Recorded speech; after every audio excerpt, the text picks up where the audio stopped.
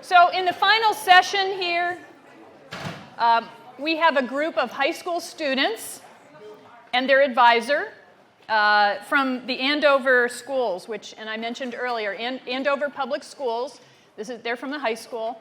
Andover, if you go up along the sort of due north of Boston, you come to Andover.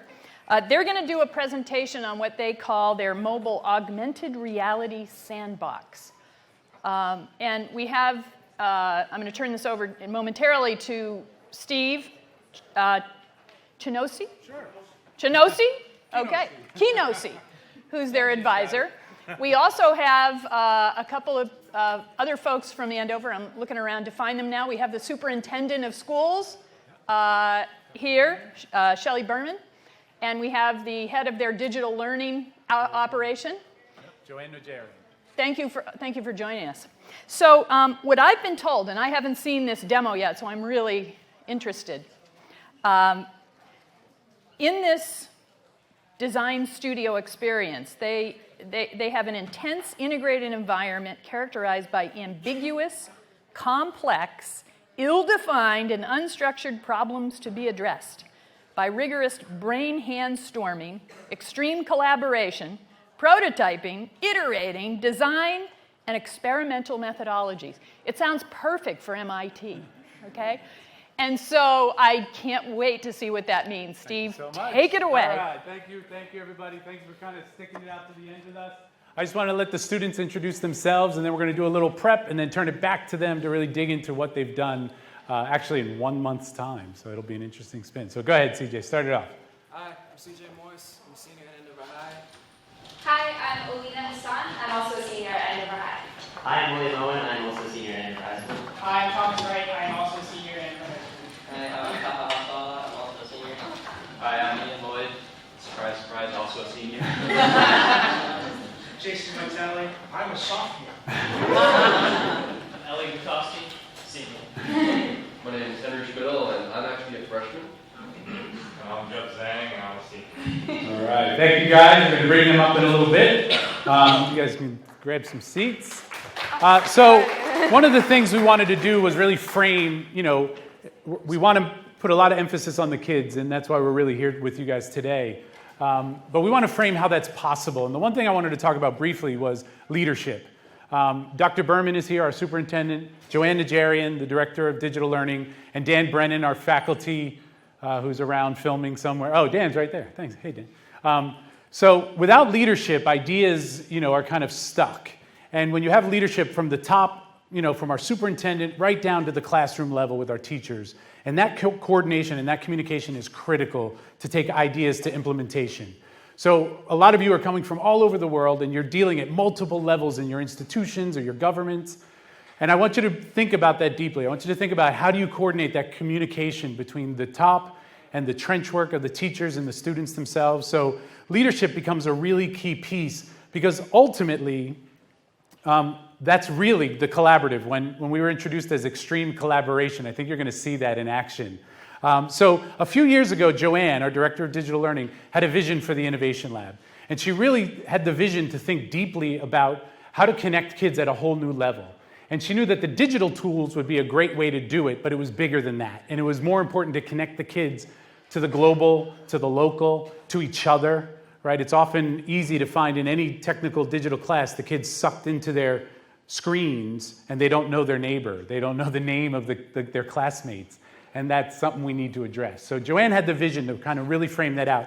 And ultimately, that was really building on this concept because we know cognitive science has told us by the 3rd grade, our boys are checking out. And by 6th grade, our girls are checking out. And we need a new way to connect them.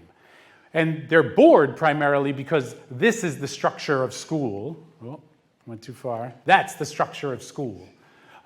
Silos, isolation, lots of separate and segmented information. I presented some of this last night to the small audience.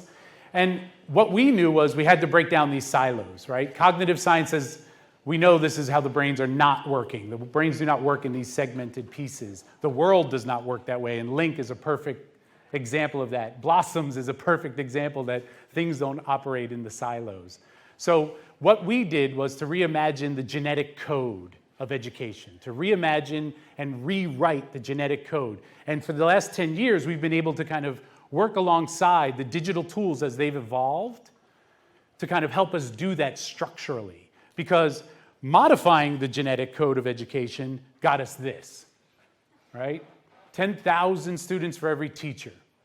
It's a good start. We needed access. We needed to reimagine how we were going to connect kids. But our real mission, and Ravi told us this yesterday, and I know Sanjay has been singing this for years, we need 10,000 teachers for every student. That's what the digital tools will provide us. And that's the future of learning at a whole new way to connect.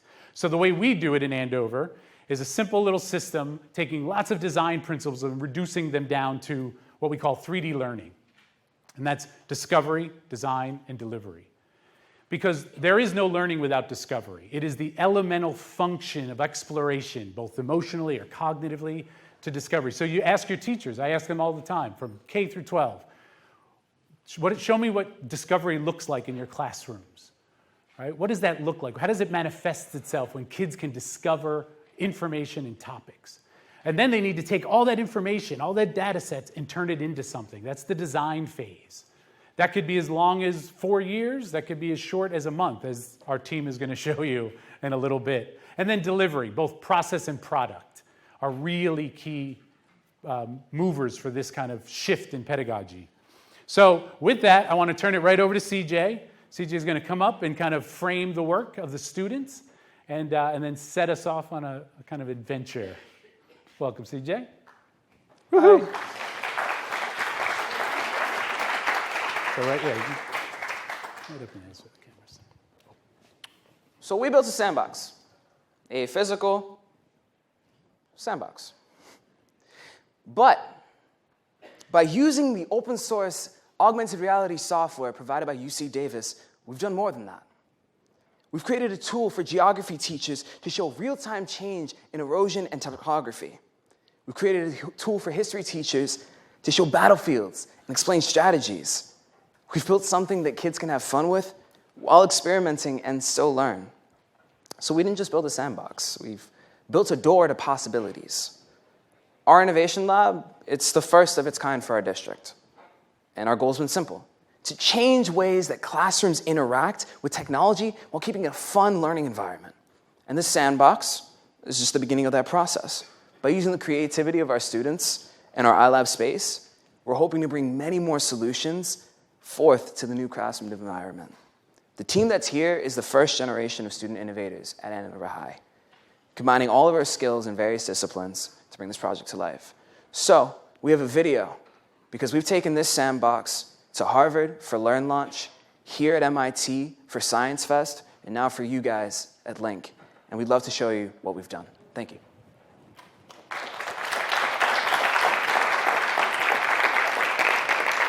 So real quick, we're going to show a sizable chunk of this, a few minutes, because what we want you to do is pay attention to what you see. We want to know what you want to know more about, and then the kids are going to come up and kind of tell you the stories of the build. So really focus in on the story they tell in this video, because then we want questions. We're going to open it up to the audience. Oh, wrong one.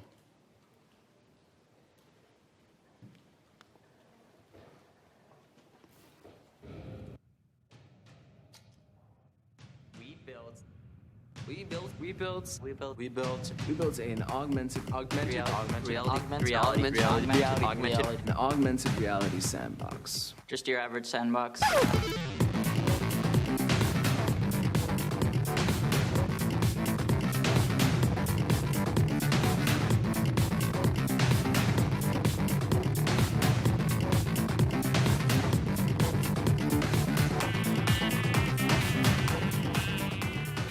It's an Xbox Kinect camera that is facing down at the sandbox. And if you were to manipulate the sand with your hands or with tools, the Xbox can detect that depth, and it sends that message to the computer that we built, and then sends it back out to the projector. A projector that we were able to commandeer from the principal's office to project a live topographic map onto the sand. And right from the start, we sort of started planning. That was the first stage. I personally felt that time was against us. We had about a month and a half or so. And we spent a lot of time just designing and designing and designing and designing and designing. We went through a number of designs for our mount. We did a lot of designing and planning. Eventually the finished product wasn't even one of the designs we had started with. So pretty cool to see the evolution of design. The next big stage was building the computer, and that was really fun. We were kind of focused on getting the computer together, finding all the necessary parts. I felt like it was a really good opportunity because it gave me that chance to really experience what building a computer is like, because I'd never done it before. We had to find the right projector, make sure the angle was correct, make sure that the projector didn't hit any walls. We had to make sure that the projector actually projected on the back of the sand when you had a mountain. So we had to kind of manage all these things while keeping it relatively easy to build. Another one of the bigger stages was actually getting the software to work, downloading Linux, making sure everything worked properly. We had an Xbox One Connect. First we had to find out what type of adapter we had to use. Then we bought the adapter, then figured out it doesn't work on that computer.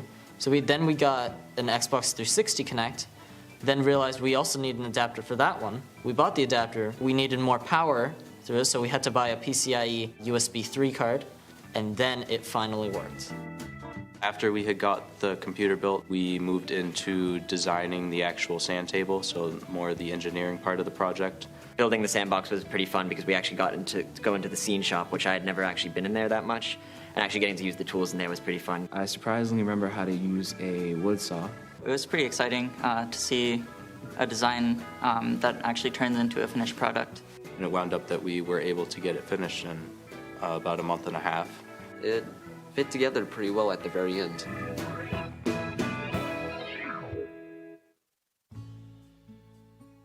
It was really exciting going to Harvard and then presenting. Next little bit, you can see this online if you type in Andover Sandbox. You'll see the full 8-minute video.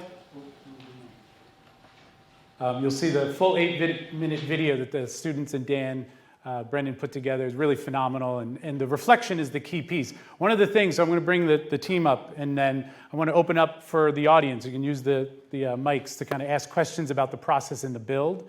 One of the things that I always notice is the absence of Dan and I or anyone else. We snuck in a few times, and the joke that Dan and I say all the time is, we actually know where the power button is on this build. That's about it. So this was truly student-driven, from the smallest details to the big calibration development. So, and then the rewriting of some of the scripts that they kind of came up with creatively. So, yeah, so let's open it up. Let's get some questions to the kids, and then bring the team down. And they'll tell some stories based on what you saw in the video.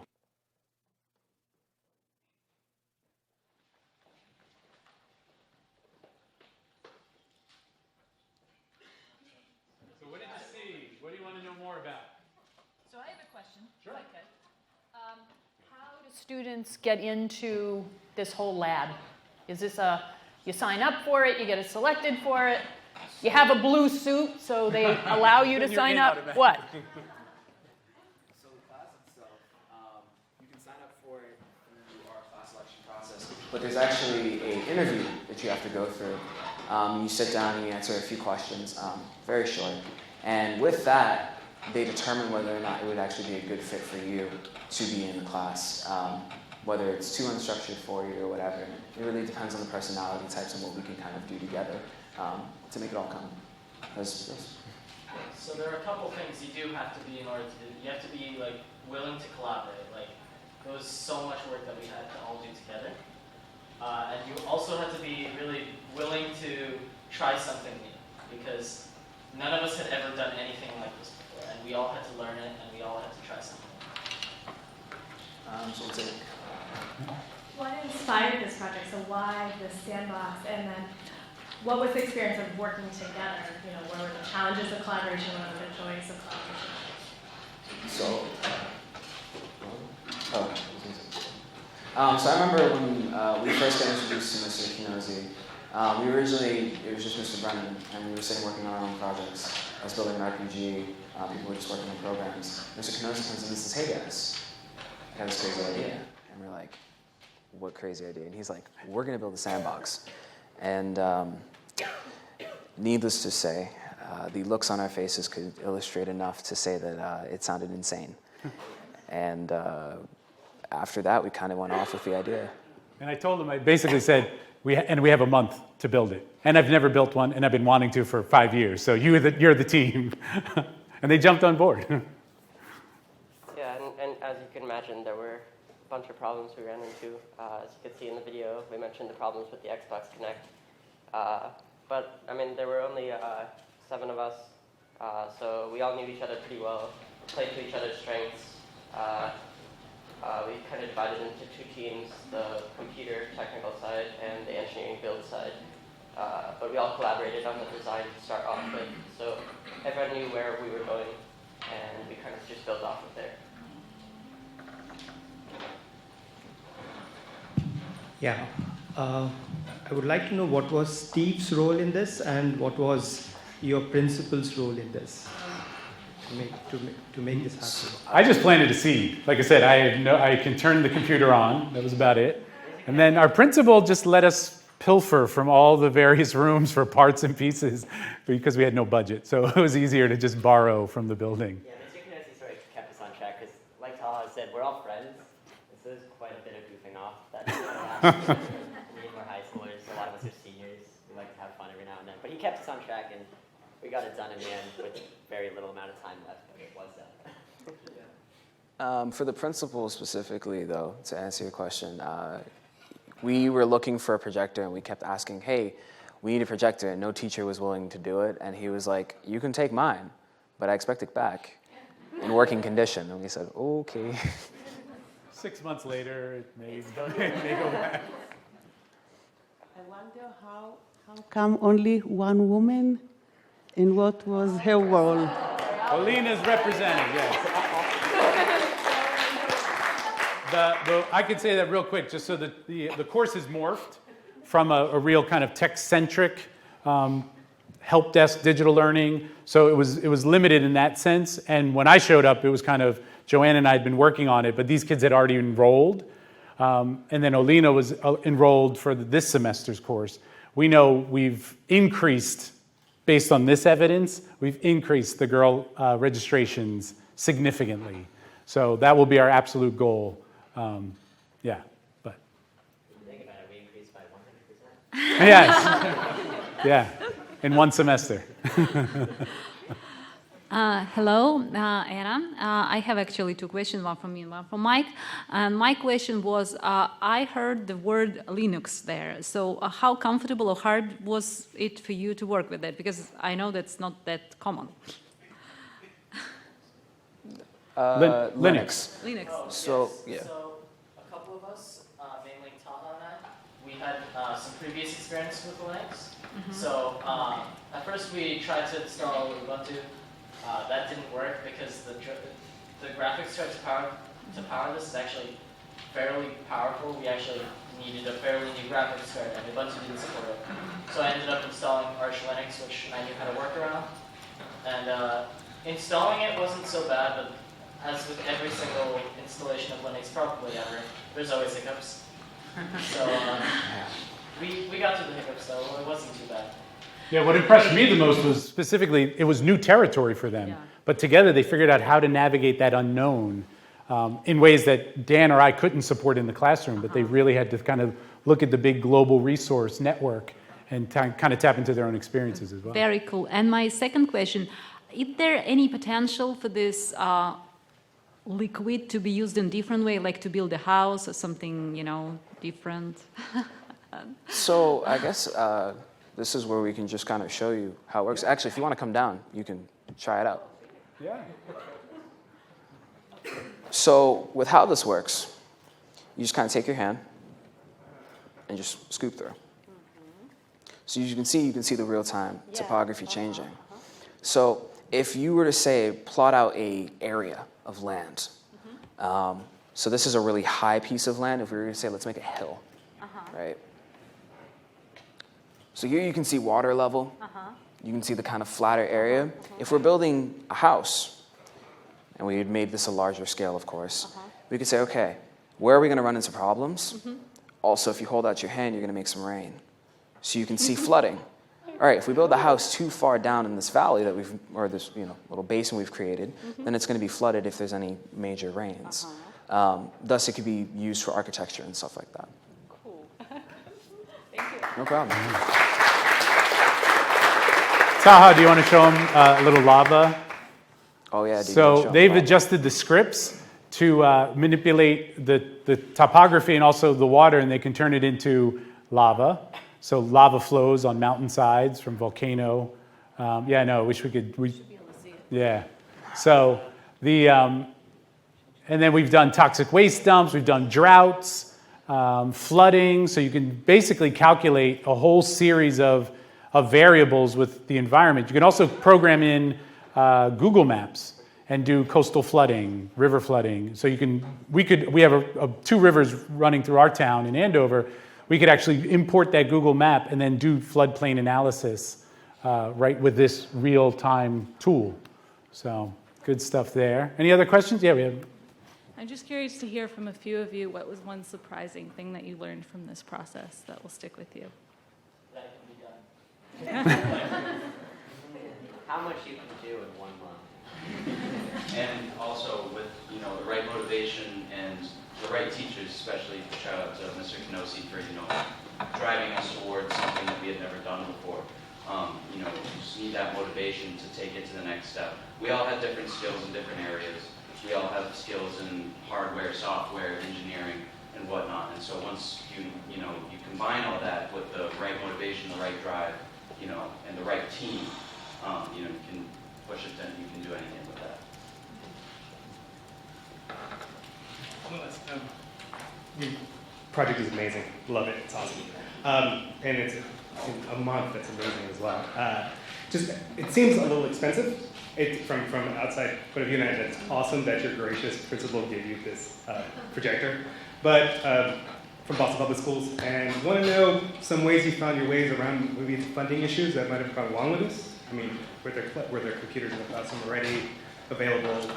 The construction, So the computer was probably the only thing that we bought from scratch. Like we actually had to go out and buy those parts.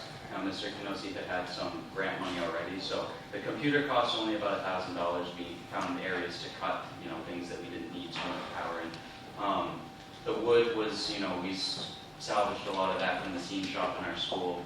The projector, which was the most expensive thing here, we commandeered from our school. So it was just. That'd be like what, like 600, 700 like, yeah. Yeah. It's about 3,000. So, to specifically answer your question, for the computer, there's a 970 sitting there. I don't know if you're familiar. It's a pretty high-end card. We did a little bit of spec analysis on different graphics cards. You could build a budget computer. You're not going to get 60 FPS smooth running on it. You can get it to run kind of choppily, but you could at least build one on your own time. The projector, you have to have a short throw projector, and those are always kind of expensive. But if you were to kind of improvise and work with your students using just kind of a regular projector and have it farther away, you could probably even make a bigger map. And the Kinect, most kids will have one because everybody got a Kinect for Christmas like 3 years ago. So, exactly. So, I got one for my birthday. So. Yeah. Yeah. Awesome. Thank you. Sanjay. I just want to say, guys, this is fantastic. And I just want to make a couple of comments. First of all, we've had you, the 5 of you young men present, and then we had our undergraduate students present. And what is very striking to me as someone who didn't grow up in this country is the extraordinary eloquence with which, and the confidence with which you present. That's just want to observe that, and it's wonderful to see. And the second is, again, I'm comparing this to my own high school and school days in India. I felt like growing up, people were telling us, shut up and listen. And what you've done is you said, go and do. And that's a license I think we need to return to students. And it's really great to see you guys take that license and hit it out of the park. So thank you. Really amazing. Thank you. Well said. Thank you. Any questions? My question has to do with the scalability of a project like this. Andover is a fairly affluent town, and thinking back to the former panelists, a couple of them it seems they came from high schools that didn't have the same kind of population that Andover does. How would a project like this be implementable in a school system with far fewer resources than Andover, or in another part of the world with fewer resources than Andover? Is digital learning the answer to part of that? So, Ellie's got some. One thing I noticed was, like, everyone always thinks it's about the sandbox, but it's really not. It's more about the fact that we could build the sandbox. So the sandbox is not the only option. This one ended up requiring a decent amount of money, but there are plenty of projects out there that still require a lot of time, a lot of thinking, a lot of creativity, but that don't require the money required for most. It's mostly just the PC here and the projector that costs money. And I think the idea is you probably can't replicate this exact thing in some place where you don't have enough money. But you can replicate the process. You can replicate coming up with some crazy idea that will probably never work, and then getting kids together and doing it. And that can be done no matter how much money. Well said. Dr. Berman. You know, if I can take a moment and respond to your question as well. I'm the superintendent in Andover right now, but prior to this, I was a superintendent in Eugene, Oregon, which is an urban environment, and Louisville, Kentucky, which is an even more urban environment. This is really possible everywhere. There isn't a community in the United States where this isn't possible. The little bit of funding that went into this is manageable in any school, in any high school. In fact, one of the things we did in Louisville was we took our high schools and transformed them into what you might say is career-oriented or career and technical-oriented kind of approaches. So we had 21 high schools, 15 of them were comprehensive high schools. We turned them into one as communication, media, and the arts, another was engineering and technology design, and so on. We had 5 sort of areas of focus. And in each area, we were beginning to create similar kinds of projects. Now, it takes the genius of a Steve Knossi to say, how do you actually implement design? And I think it isn't so much the money as it is our structures and our sort of both our administrative structures, sometimes our test structures, sometimes the requirements that administrators, particularly in urban environments, feel the necessity of meeting the state standards instead of allowing exploration. So in fact, there are other barriers that are far more significant in urban environments than the dollars. But it also takes creativity, and I think that's what Steve and Dan and Joanne bring to the work that's happened here. And when you let students go, you know, they do remarkable things, as you can see. Thank you, Dr. Berman. Yeah, if I may, I'd like to echo what you said. I'm involved in taking things to scale, millions of kids, okay? And a lot of people are fascinated by scale, low-cost scale, taking it to millions of disadvantaged kids and so on. And I'm all for scale. However, scale needs inspiration. Scale needs ideas. So something like this, the power of this is not so much that you might be able to scale it or not, but when people get inspired by high-quality work, the process, and so on, you'll find people who can take this and find variants of it and scale it up. So that's the power of what you're doing, and congratulations once again. Thank you. So last question. I have a simple question. Do you think you can turn this to the company? All right, so now I'll jump in on that one. So one of the great things about kind of being in education is that we're on a mission to give it away. Our mission is to, and even in Massachusetts, we have a mandate to share best practices. So what I tell the students, and Sanjay and I have a common student who went on to take a really great idea and monetize it with a lot of prototyping, a lot of design process. So what we tell them here is, everything we do together, we're giving it away. Everything we learn, everything we're going to share. As soon as you leave, Start thinking broadly and take the process, as Ellie said, take this process, and whatever comes next for you, just remember old Teach back in the school, and remember our building. So when you make it big and you sell that big idea, just remember who helped you along the way. Hi there. It sounds like the Sandbox was really fun to build and to figure out all the engineering behind it and the technology. But now that you have it, can you tell us about the science outreach that you're doing with it? Who have you been able to teach topography and maps to, for example, at the Cambridge Science Festival in Harvard? Can you talk about that? It was 3,000 students at the Science Festival who visited our booth. We have a great time-lapse video of that, by the way, all day. So these guys have wrapped this up, and we're actually getting close to time, so I'll adjust it a little bit. So when we finished up this last tour, this is going to go back to our youth center in town, which serves a few thousand students over the summer. So it'll be docked there, kind of be interactive all year long with some science camps we're running. And then it'll be on a middle school tour because they actually have geography as part of the curriculum. So we have 3 middle schools in town, so it'll do that.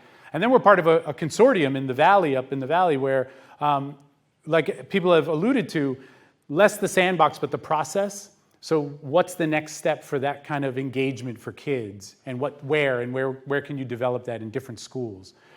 So locally it'll be at our youth center all summer, the Andover Youth Services, and then it'll be in our middle schools on rotations for the geography curriculum as we launch this. So actually we're going to wrap that up. I want to introduce Alina up. She's going to talk about the next, we have about 10 minutes left.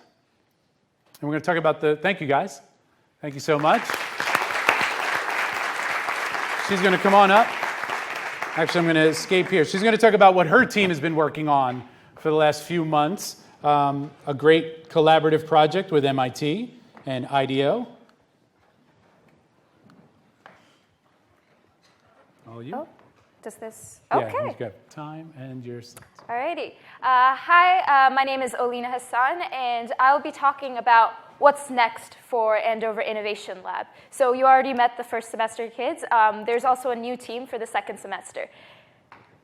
So before I go on presenting what exactly we're trying to do for improvement, because the key to a successful class is to adapt and trying to find ways to make it better.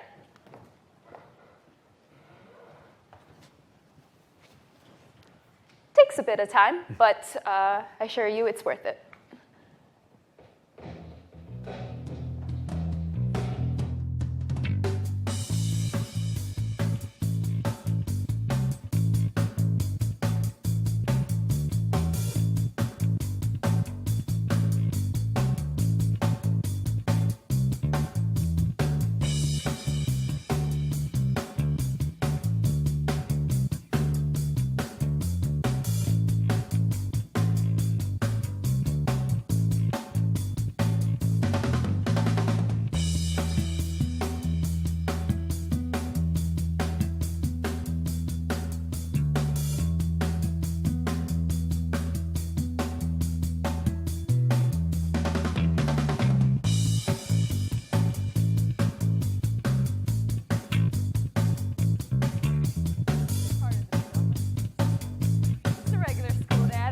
Dress up like this.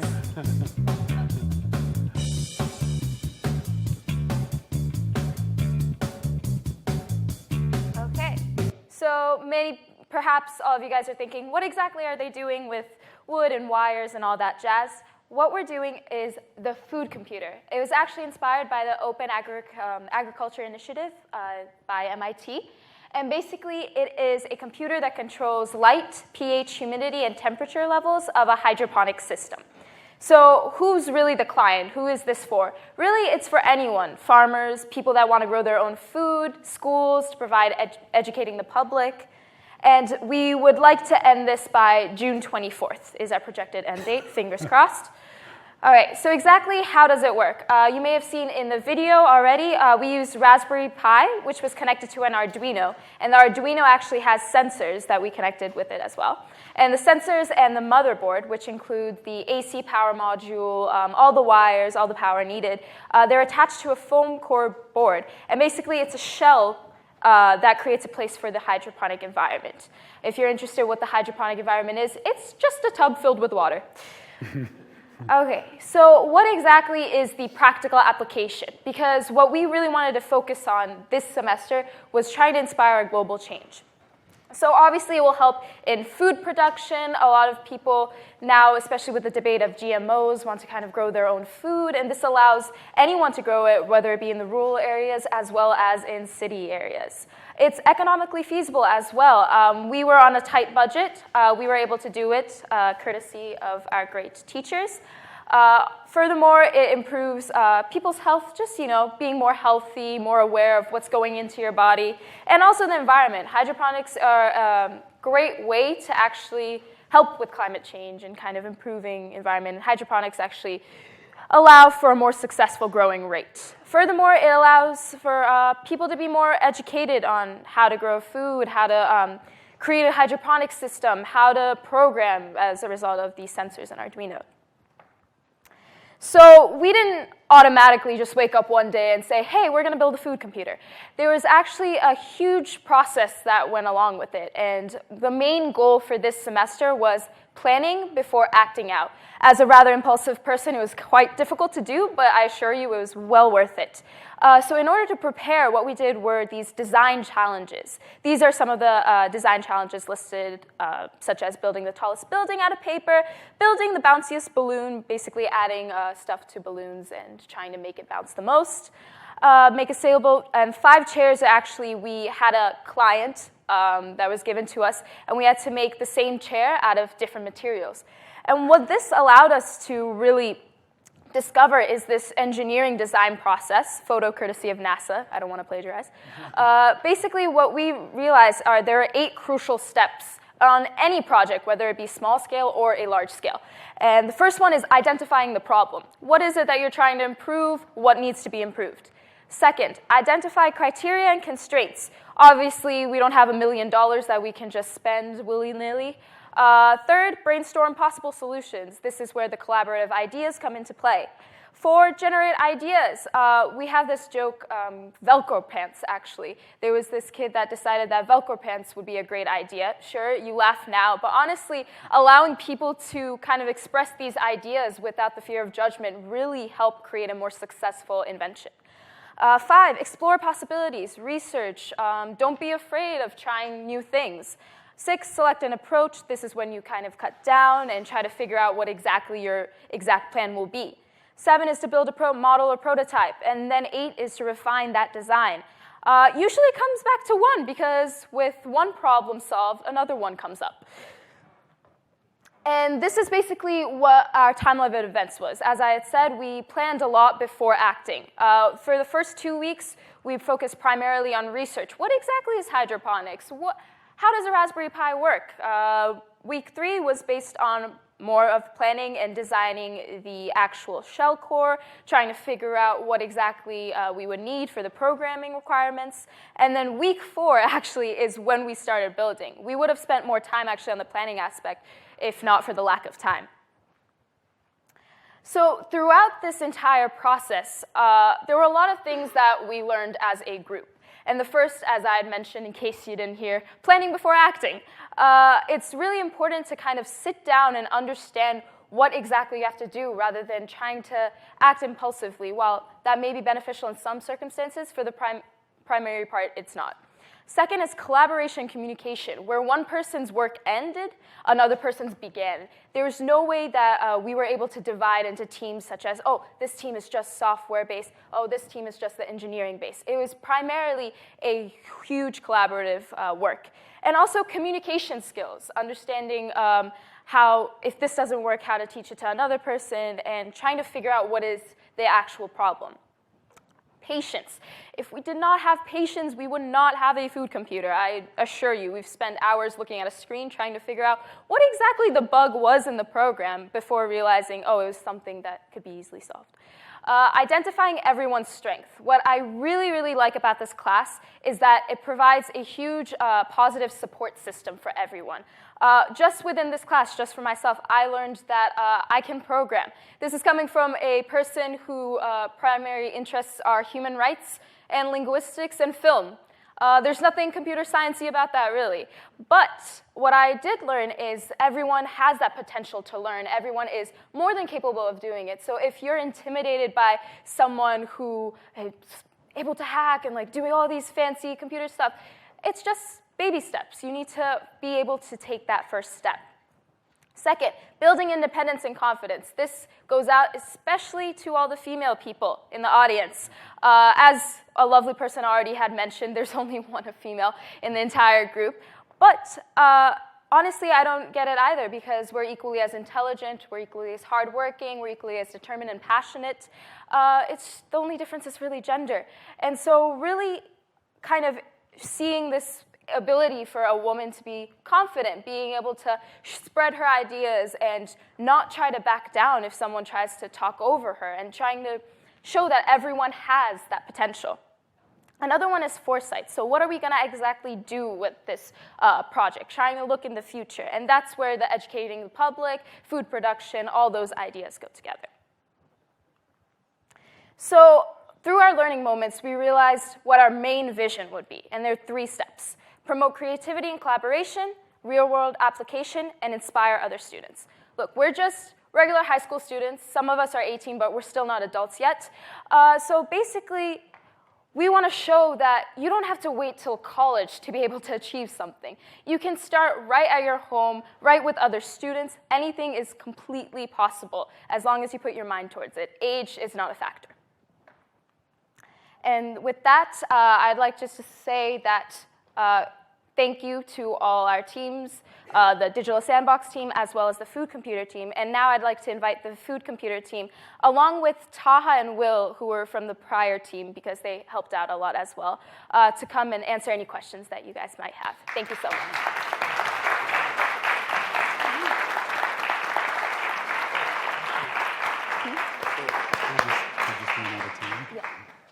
So we actually just ran out of time. Sorry, so, I like to talk. We built this in a little bit. So yeah, please, if there's any questions for Alina and the food team, it'd be great. We take a quick one real quick.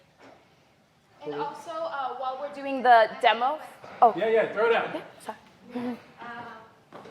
How about your primary school? Did it inspire you as well? The primary school? Yeah, your first couple years. Oh, the first couple of schools. Oh, okay. I'm sorry. Yeah. Oh, yes, definitely. I think that's when I learned my independence and leadership skills, because I tend to be a little bossy a lot of times and like with the play area and stuff. And that's when I learned that, hey, I have a voice and hey, I should use it.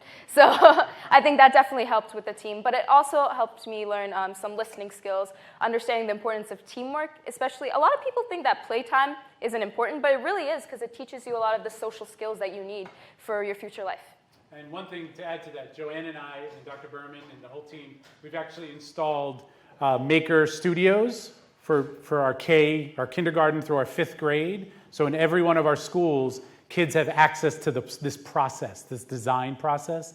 So I've worked with 3rd graders building windmills and engineering projects. So we know in a few years, we'll be cultivating the next Innovation Lab team for the whole 12 years while they're in Andover, and it'll be really a radical shift in performance. Excellent. Congratulations. Yeah. Thank you.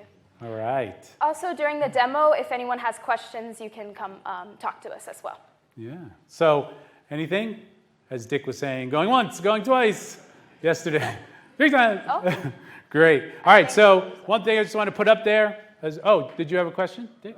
Oh, okay. Real quick, I just wanted to mention this because as we, kind of work with our students, we also have a lot of work, as Dr. Berman said, kind of at the leadership level to really kind of map out how we're going to serve and deliver services. And that's going to include really dynamic changes in our professional development. Joanne's kind of taking a lead on that. And really being part of these incredible collaboratives like LINC and Blossoms, and really joining that global group to co-create opportunities and services for our kids and our faculty. So we're looking forward to that. There's some contact stuff for Joanne and I and our Twitter handles. And we're going to be around for a few minutes. I know we're going to get some things wrapped up. So thank you guys so much. Thank you to the crews, Innovation Lab, CJ, Ian, Ellie. Outstanding. Thank you.